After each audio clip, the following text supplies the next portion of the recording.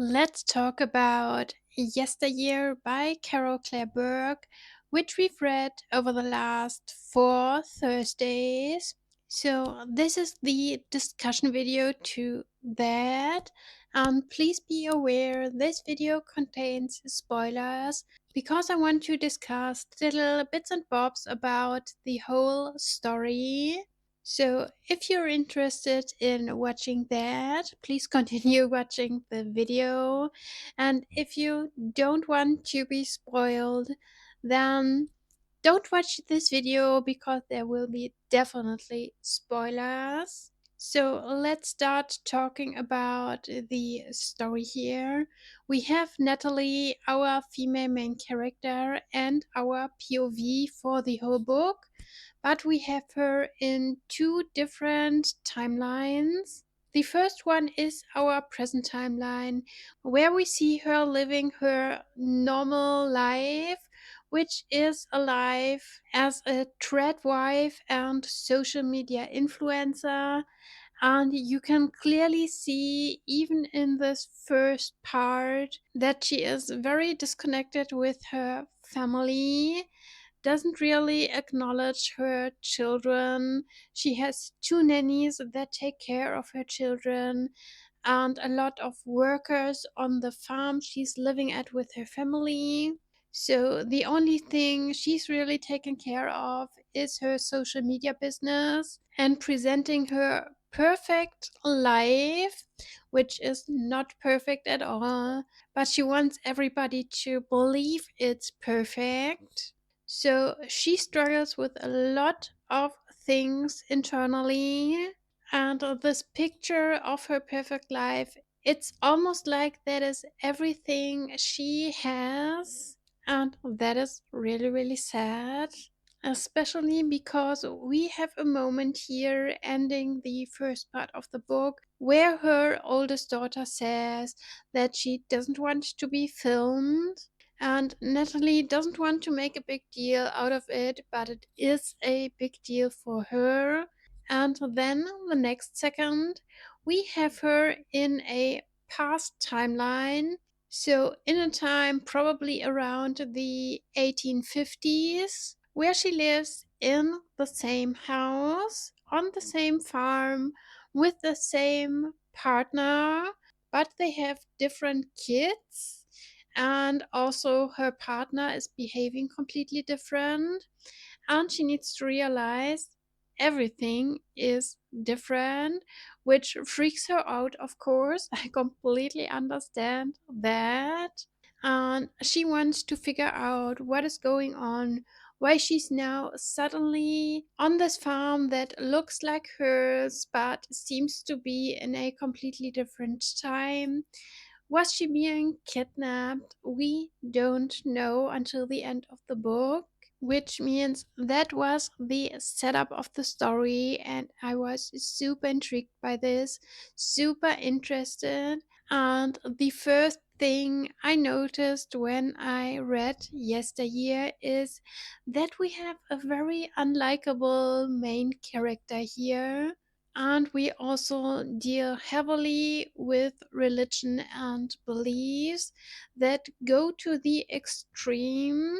So that was way out of my comfort zone. I'm not very religious myself, but I could clearly see the influence here on Natalie. She is also very quick on judging everyone around her, and not in the positive way. So, every woman that lives a more feminist life she dislikes, and I think that makes her very unlikable. I mean, that is just one reason of many, but I wanted to point that out here in the beginning, especially because I know that could be a deal breaker for a lot of people reading the book. Natalie is completely anti feminist. She believes the role of the woman is to take care of the household, to produce children, and take care of the family, which she has big troubles with, even if she doesn't want to see that. So she is definitely a very interesting character to deal with here. And I liked following her through these two different timelines, even if I complained a lot about the fact that the present timeline has more room in the book than the past timeline, because I wanted more past timeline. I wanted to get more in depth with that, wanted to figure out what is going on. But I need to say, in the end, it all made sense. I loved the ending of the book. I loved when we got the explanation for it. It was completely heartbreaking that it was just all in her head and that she lost grab on reality completely over the last 15 years. So I think this ending fitted the story perfectly, and we had the perfect way to get there throughout the story. So we had little glimpses here and there and could see Natalie detaching from reality step by step until the big scandal where everything went into shambles. I think that was really great storytelling.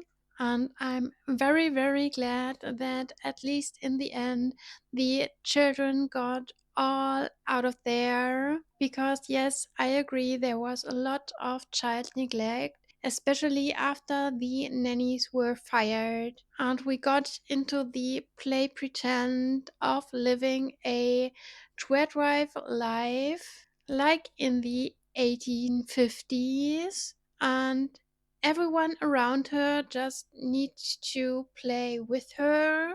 So they completely renovated the farm, took every single scrap of modern life out of there, and her husband, he just went with it, which I think is super, super problematic. But his whole character is super problematic. We saw that already in the present timeline, which is in the end the past timeline, and the past timeline is the present timeline. So that switched around. Again, great storytelling. But yes, he was always problematic with the whole conspiracy theories and how he gives all of that knowledge to the children when he homeschooled them. So, a lot of things going wrong behind the scenes of the perfect life on social media, and I'm so glad that it was all called out in the end and that we had this big scandal, because I think it was necessary. And in my opinion, this book showed us perfectly that not everything is as perfect as we see on social media, especially for the big influencers.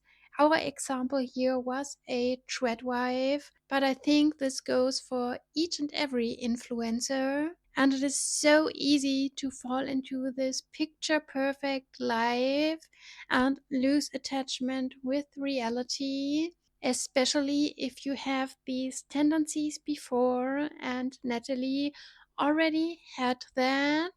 So she definitely needs a lot of therapy, and she would have even needed that before her whole social media career.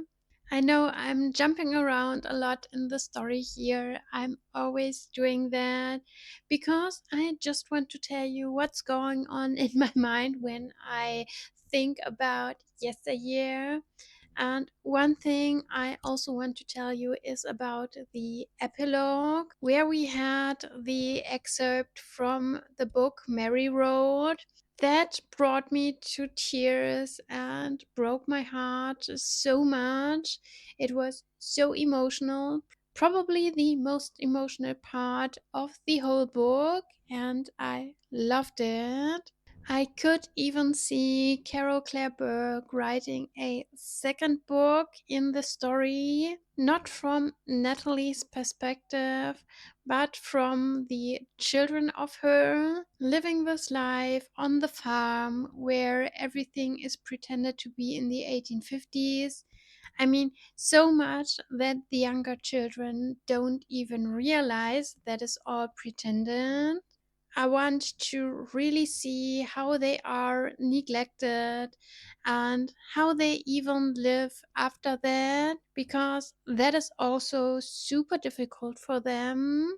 I mean, they don't know a normal life, they are all heavily traumatized. And I think that also could be a super, super interesting story that I would definitely read.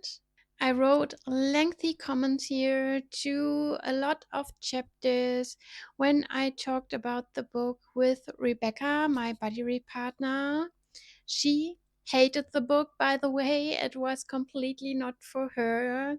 She expected a completely different message here, wanted to get more in depth how religious persons like Natalie influence other people to also go into this religious direction. So, almost like a cult, but that was not the case here. We both wanted to get the story a little bit more in depth with the child neglect, but we haven't had that because Natalie is so detached from her normal life. I mean, she doesn't take care of her children. The nannies do that. In reality, she doesn't even want these children. But of course, it is part of the picture perfect life, and a tradwife like her needs to be a mom. So it is all super complicated for her, and I get that. But it is most important that we all see this problematic behavior here and that it is called out in the end. I can't say that enough.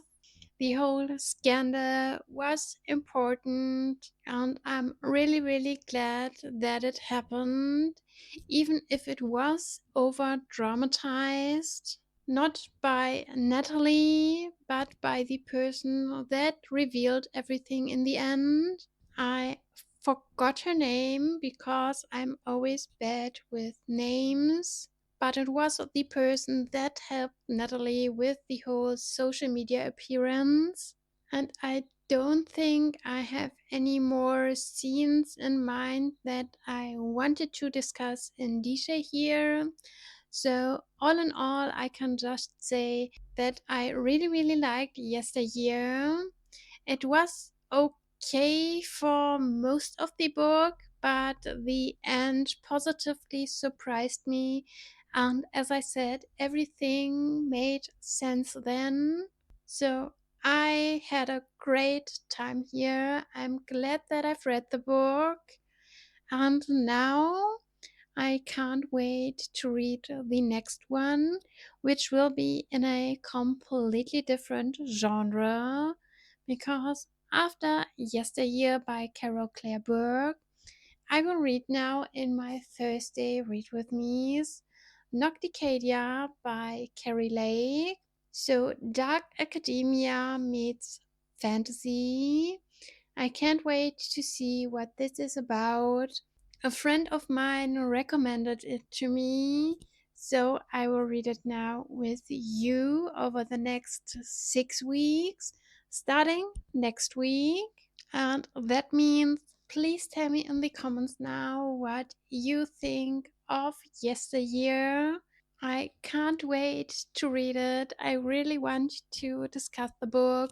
So please feel free to comment each and every one of your thoughts to the book. Like this video if you wanna, follow my channel, and I will see you next time. Bye!